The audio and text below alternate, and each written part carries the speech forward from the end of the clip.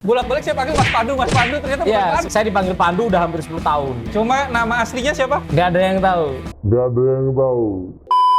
Gini, ini biar nggak salah sangka ya buat teman-teman. Ini banyak sekali yang salah. YSBB masih ada permintaan juga, cuma kalau di Indonesia sendiri agak turun. Kalau untuk kualitas masih gila sih, apalagi batik-batik full bunga itu permintaan paling besar memang dipegang Vietnam sekarang. Di Indonesia itu orang Indonesia lebih Jadi bisa. bagus ya?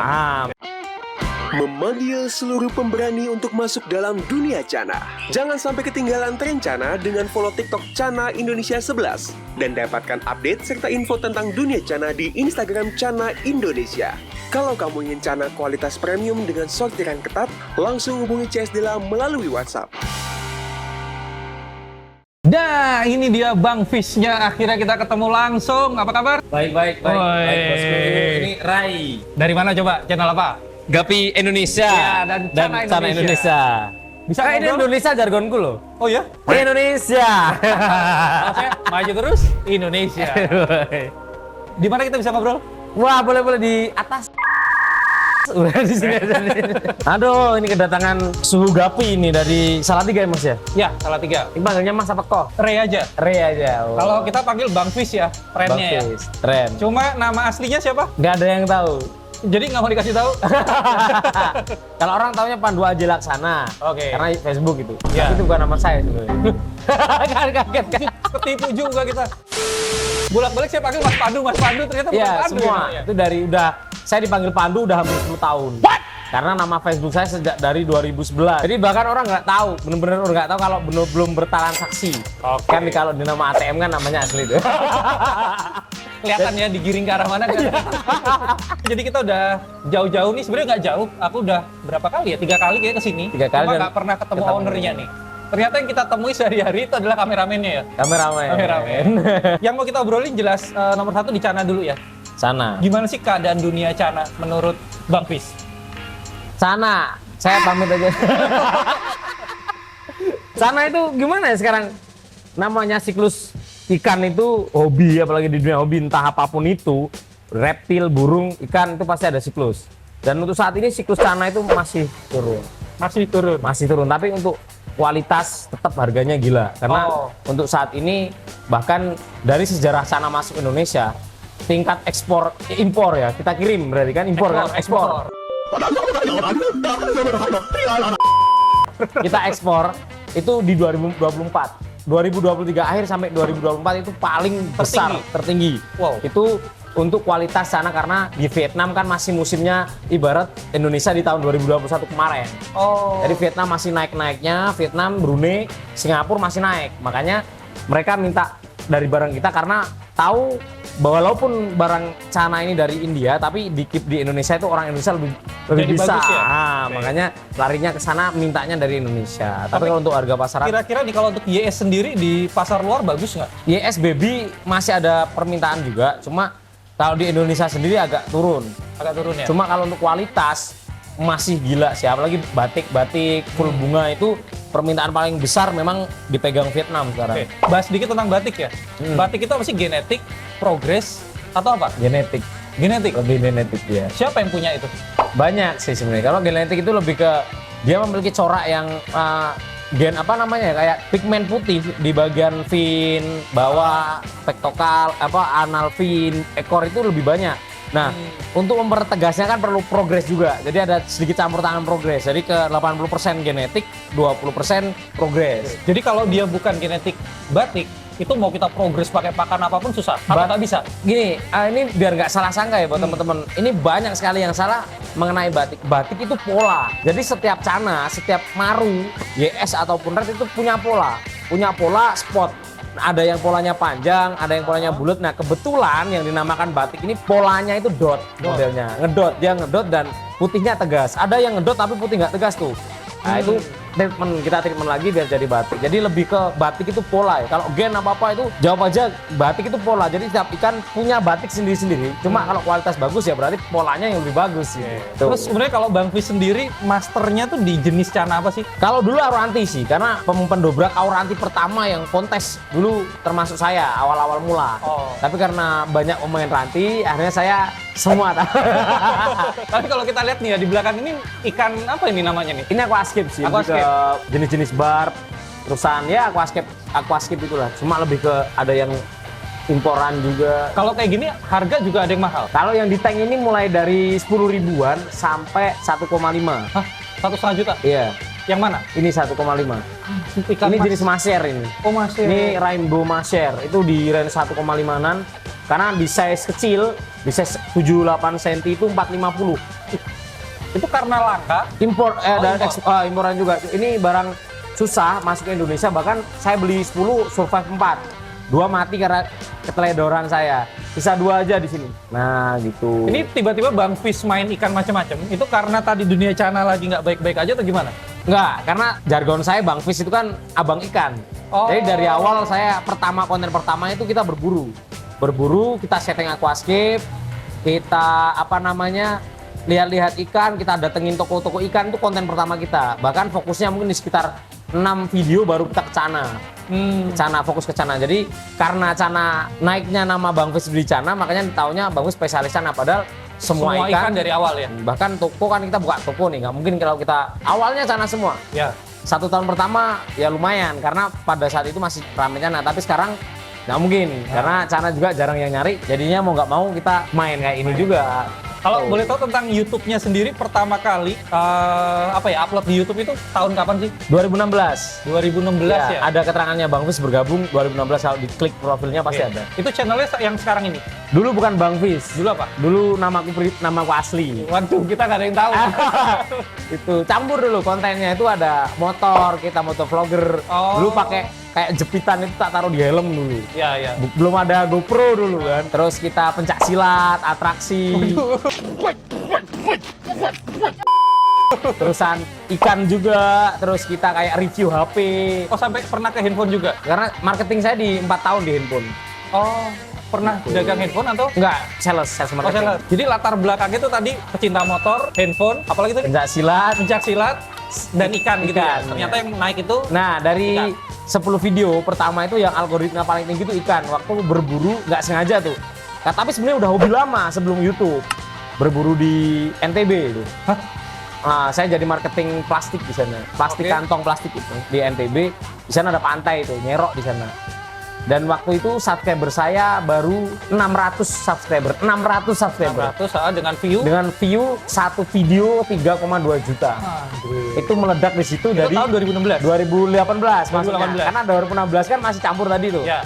Nah, 2018 loh, kok gila nih nyari ikan ini gitu. Terus dari satu video saya bisa aktif AdSense, bisa monetisasi dari satu video. Satu itu. video. Itu berburu ya? Berburu di pantai. Dulu pas awal 2018 itu udah pakai tim kameramen motor Enggak, sendiri pakai handphone Redmi Note 7 dulu. Hasil Jadi kredit gini, dulu. maksudnya- Iya.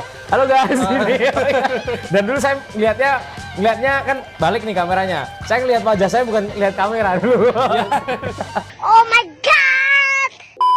Awal mula gitu. Terus sebenarnya satu video naik, ternyata terus ikan itu jadi fokus ya? Iya, jadi kita kayak ngeliat algoritma mana sih yang paling gede dari beberapa konten YouTube saya itu ternyata paling suka ikan. Oke. Dan mau nggak mau karena saya juga suka ikan, ya udah kita ganti nama gitu, Bang Fish. Oke. Boleh bocorin nggak sih AdSense pertama yang diterima tuh berapa? 1,4 Pertama kali. Wow. 1,4. 1,4 terus yang tertinggi pernah dapat berapa? Aduh. Berapa ya? Honda Jazz lama lah. 1 bulan. Iya, Wow. pernah. Gila. 3 kali doang. Setelah itu Berarti ya dapat biasa. 3 Honda Jazz. Enggak. Dapat apa sekarang? Enggak dapat kapal Mas. Dapat ilmu lah. Jadi yang paling mahal itu kan pengalaman. Ya. Kita buat jujur saya waktu masuk di Boyolali itu nggak ada orang tua di Lampung. Saya benar-benar merantau, modal kalau orang Jawa modal dengkul. Jadi saya ngekos, saya gaji 1,3, saya bayar kos, saya bayar angsuran motor, saya bayar angsuran HP. Bener-bener dari titik nol, nggak nol lagi. Bahkan saya sampai puasa 6 hari nggak makan, 4 hari nggak makan, nggak punya uang. Jadi kalau orang nanya, lah mana bang hasil kamu YouTube selama ini? Saya bisa nikah pakai uang sendiri, saya bisa buka toko dari uang saya sendiri, saya beli kendaraan semua dari uang saya sendiri. Nah itu hasil YouTube. Oke. Jadi udah mulai kelihatan ya ternyata penghasilan besar itu dari YouTube ya? Dari YouTube. Dari YouTube dulu. Dulu jualan ikan nggak sih 2018? Belum. Belum. Dulu orang Cana di Boyolali pun bisa dihitung. Mungkin sekitar 9 orang yang tahu Cana. Kan ada komunitasnya. Ya. Bahkan dibully, gabus dipelihara. Kita kopdar di Solo, orang bawa aligator, bawa ikan-ikan rare. Kita bawa gabus, kita lelang nggak ada yang ngebit. Nah, terus akhirnya saya ngelihat, saya nyari di YouTube. Cara memprogres Cana Pulkra nggak ada. Jenis-jenis Cana Orna nggak ada. Jenis-jenis Cana Maru Indonesia nggak ada. Jadi nggak ada konten Cana di situ. Di YouTube cuma ada Cana Striata, Cana Maru, Lioides, cuma itu doang. Tapi nggak ada penjelasan spesifik gimana cara naikin bunga. Nah, saya orang pertama yang buat edukasi seperti itu. Jadi awal malah edukasi ya? Kalau bos-bosku dulu kan dia beli ikan. Ya. Kontennya bosku beli ikan. Ini beli ikan maru gitu. Tapi belum Cana belum ada. Maksudnya Cana enggak ada. Yang pertama edukasi saya. Yang edukasi kayak ini begini gitu dulu. Terus dari awal tuh distrategikan nggak sih? Kalau saya ini pengen naik, dikenal dengan nama Bang Fis, saya bikin YouTube, pengen terkenal gitu nggak sih? Dulu cita-cita saya jadi artis, Mas. Dulu awalnya pengen jadi pilot, kan nggak mungkin kan.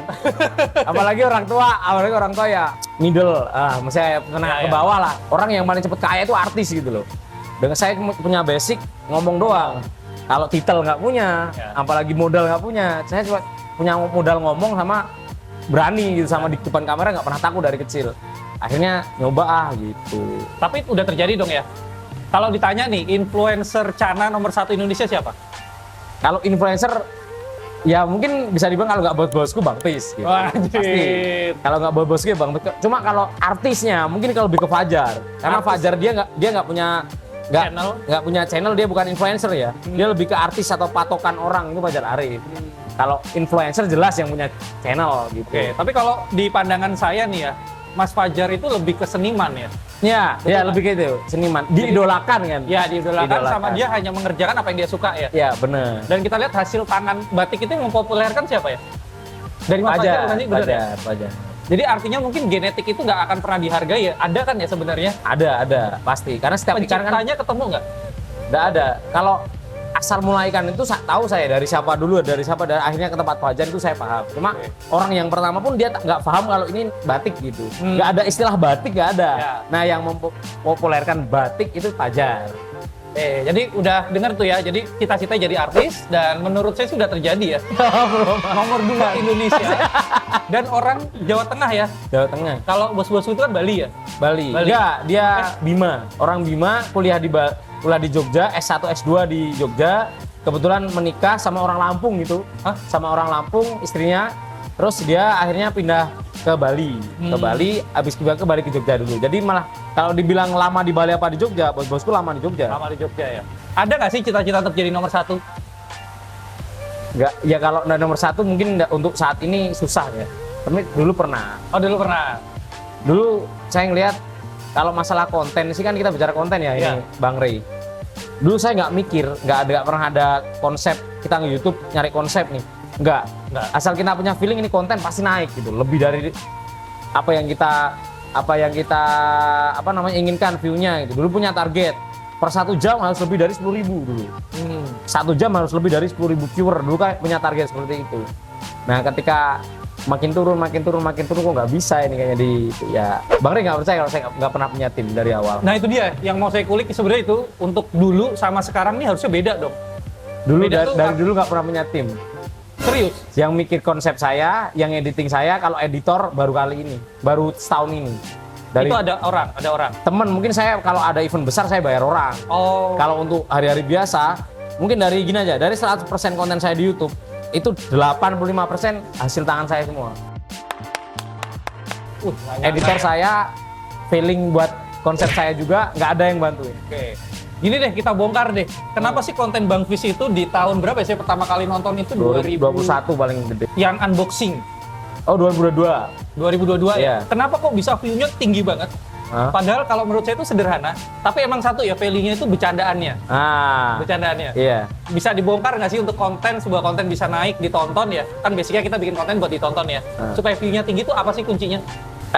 Gini, kita kan sebagai seorang YouTuber, seorang influencer itu memberikan kalau kita jualan gorengan, kita yang sajikan gorengan tuh yang enak gitu. Kita kan yang kita sajikan kan video. Ya. Nah, kita nggak tahu tuh permintaan konsumen, permintaan penonton itu seperti apa. Jadi kita ngelihat aja di komentar. Kita lebih saring ke komentar. Oh. Dari sekian banyak komentar, berapa nih yang minta unboxing? Berapa nih yang minta berburu? Jadi ketika ada video yang naik, kita naik nih jebret.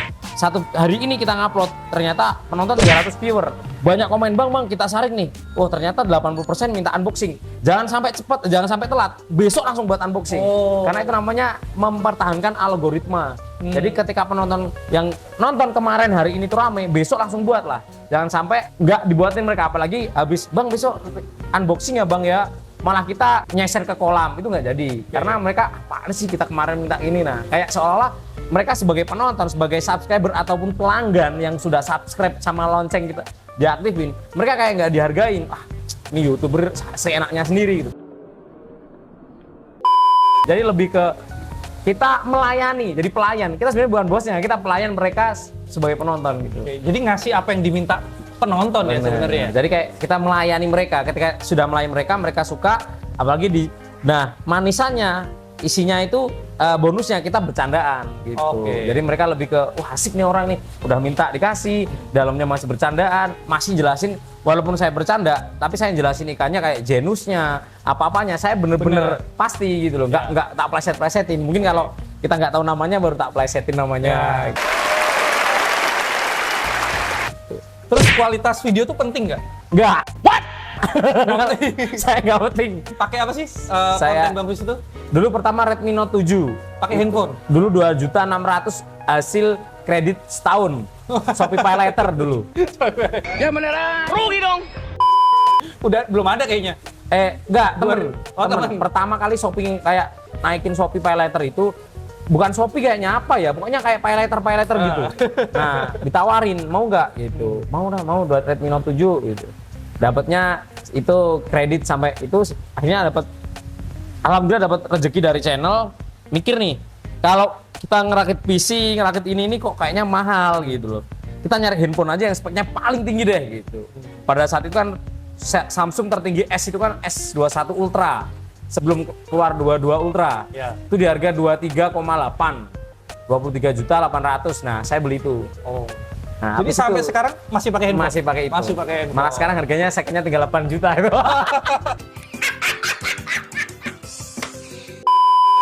Terbukti ya ternyata untuk konten yang naik itu kualitas video nggak penting. Bahkan Penting, tapi kan penting itu ada beberapa macam. Jadi ada penting banget, penting nih sama agak penting. Nah terus ini jadi apa nih? Agak penting. Oh, agak penting. Kalau terlalu buram juga orang nggak enak nonton. Yang penting dia masih kelihatan jelas, suaranya enak didengar, nggak nyempreng sama gambar yang ditampilkan ikannya. Kita ngakalinya gini, ketika kita nge-review malam dari jauh, pasti kalau pakai HP low lag-nya kan kacau tuh, kayak ada titik-titik semut tuh. Ya. Nah kita akalinya pakai stock shoot, kita ambil dari deket kasih center ikannya. Jadi kita main di situ. Stock shoot, footage ya? Footage. Ya sama ya. Oke jadi udah tahu tuh ya. Jadi konten Bang Fish yang sekarang berapa subscriber? 48 berapa lupa. 480.000 ya? 480.000. Lupa. Punya berapa orang tim? Satu. Satu aja? Iya. Wow luar biasa. Itu yang megangin kamera sama yang edit sekarang. Sama yang edit. Terus kalau kita mau tanya nih bisnisnya Bang Fish itu ada apa aja sih? Satu konten, dua toko ikan nih. Ada lagi? Dulu banyak. Dulu Aku banyak. Kemarin mungkin lihat konten saya kan yang aku klarifikasi. Wah, apa saya ini? udah Apa ini? Klarifikasi apa nih? Kan Bang Fish Aquatic Jogja. Kan Ya. saya sudah nggak partneran. Udah nggak partneran dari situ. Jadi kayak marketplace penjualan pakan kita udah bisa. Mulai di Merek-merek Bang Fish itu yang ada di pelet, itu kita ganti. Cana. Dia tetap bangun sendiri, tapi dengan brandnya dia sendiri. Saya nanti ini baru mau launching seminggu lagi itu produk-produk baru saya. Oh. Jadi mungkin di marketplace, di ikan, YouTube, ya itu aja. Jadi ada produk non ikan, ada toko ikan dan konten ya untuk sekarang ya. Endorse. Pertanyaan terakhir, berapa penghasilan Bang Fish? Walah. Silakan dijelaskan dengan caranya sendiri. Gimana ya? Kalau saya itu lebih ke orangnya dari ikan. Saya nggak ngelihat untungnya. Yang bulan ini kita muter buat belikan lagi gitu. Jadi keuntungan itu buat kita ya makan sehari-hari. Kita kayak pengeluaran kayak kebutuhan rumah, kebutuhan toko itu dari toko. Kalau untuk di YouTube nggak sebanyak dulu kan mungkin. Dari di YouTube itu cuma buat kayak tabungan, apa yang nanti kita pengen mau beli buat ke tabungan, sama buat jaga-jaga bayar utang. Nah, Bohong ini. Satu Enggak. bulan bisa dapat mobil, masa masih punya utang? dulu kan Oh, itu, dulu. 2021. Kalau sekarang nggak mungkin. Ya. AdSense itu berat banget. Dapat $500 aja sebulan itu bener-bener gila, itu susah. Dulu kan kayak $2.000, $3.000 itu gampang lah. Bacot aja langsung dapat. Dulu 2021, 22 lah. Ya. Sekarang, weh ampun Om Bang Rey. Cukup lah, cukup buat makan, cukup Nah, buat pertanyaan kita gini nih, cukup buat beli apa gitu deh? untuk per bulan. Kayak ada gambaran di jadi YouTube apa? semua. Aduh. Jadi dari bisnis Bang Fis ada 3 tadi tuh yang kita simpulkan. Berapa sih penghasilannya bisa buat beli apa gitu? Soalnya kalau di ikan sendiri, kalau di toko mungkin bisa di range cuma sekian juta gitu. Cuma kalau untuk YouTube sama penjualan marketplace kita nggak bisa lihat Bang, karena ikan kan nggak setiap bulan ada orang beli. Ibarat nih bulan ini sepi banget, cuma dapat 1 juta ibarat. Tiba-tiba bulan depan saya bisa jual satu jenis ikan yang cuannya 10 juta gitu loh. Kita larikan ke Vietnam, kita cuan 10 juta, kita cuan jual 3 ikan, yang satu ada cuan 2 juta, 3 juta, 5 juta, jadi beda-beda, jadi nggak tentu kalau di ikan itu. Kalau di YouTube mungkin pasti ya sekarang. Cuma ya cukup lah buat angsuran. Oke lah ya, jadi motor. ini ternyata tidak dijawab. Yang paling prospek deh, ketika orang mau berbisnis, bukan berbisnis ya, dia mau masuk ke dalam dunia ikan, dia mau hidup dari dunia ikan. Yang paling prospek dari 3 tadi apa tuh? Produk, ikan, atau konten menurut Bang Fis? Karena saya sebagai pelaku ketiga-tiganya, YouTube. YouTube, ya. Karena YouTube saya modal pikiran aja. Saya modal pikiran ya mungkin uang paling wifi kan Ya. buat ngupload. Cuma kita modal kesananya kesini itu nggak sebanyak kita keluar modal di ikan sama di produk. Kalau di produk kita kan masih gambling. Apalagi musim hujan begini kan kita buat produk kan agak susah. Ya. Keringnya. Di ikan juga hobis lagi turun. Ya. Kalau di YouTube walaupun nggak sebanyak yang kita inginkan, tapi setidaknya kita keluar budget buat konten itu nggak sebanyak yang ikan sama produk. Oke, masuk akal ya. Jadi Bang Fis ini ternyata seorang influencer yang juga punya bisnis dan ternyata penghasilan terbesar untuk di dunia ikan itu paling prospek di dunia konten. Konten. Terima kasih. Siap Bang Rey. Next konten kita ketemu Bang Fis lagi mungkin dengan tema yang berbeda. Saya lihat nih ada palmas. Kita juga belum bahas nih ikan-ikan kayak gini, saya nggak ngerti. Mungkin kita akan kedepannya bisa bahas tentang ikannya. Maju terus Indonesia. Indonesia.